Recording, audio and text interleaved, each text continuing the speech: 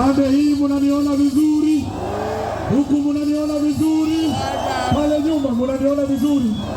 Mimi ndio Sifuna. Kwa maombi yenu tumefika Kisii leo. Tangu tuachane, kuna mambo ambayo yamefanyika na nataka niseme hayo mambo mawili peke yake.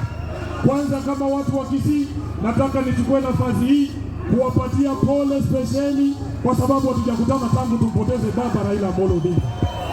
Na niwashukuru watu wa Mungu kwa kusimama na baba miaka hiyo yote ambaye alikuwa anafanya kazi kama mwanasiasa Kenya hii. Mjipigie makofi. Asanteni sana.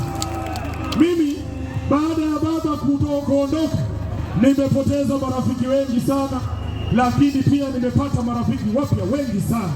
Nyinyi ni marafiki zangu. Nyinyi ni marafiki zangu. Simba akanyage kubwa kubwa, aende akiendanga, mutariplace Simba. Wangapi wanasema Simba kanyage kubwa kubwa? Nataka niseme nikiwa hapa Kisii, Mheshimiwa Simba, nilikuwa najidanganya ati wewe ni rafiki yangu. Kumbe unaweza kuingia mahali wanachinja Sifuna, wewe ndio mwenye kunoa kisa. Mimi nitakuambia Simba, nimekusamehe, lakini watu wa Kisii munirudishie hiyo deni, munilipie hiyo deni. Jambo la mwisho nataka niseme kama mmoja wa viongozi wa Linda Mwananchi hapa. Kuna watu wanafikiria ati sisi tutatumika kugawa kura, ati ndio Kasongo apite katikati. Nataka nitangaze nikiwa Kisii, hakuna mtu anafungulia hiyo paka dirisha ati iruke nje.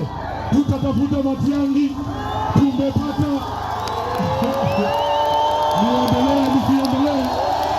niendelee nisiendelee, niseme, si tumepata Baraka yuko hapa.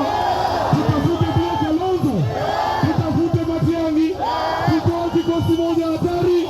Saa 12 asubuhi Kasongo kwa mwenda nyumbani. Wakati wanakubaliana na sisi, timu ni moja.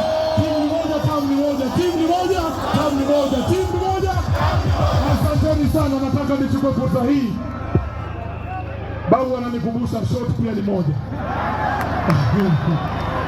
Wacha nichukue fursa hii niwakaribishie viongozi wengine wako hapa. Nataka Mheshimiwa James Orengo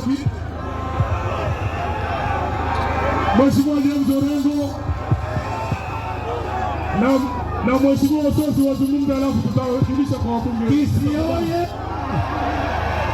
Sijaona Kisii oye! Kisii mnanisikiza?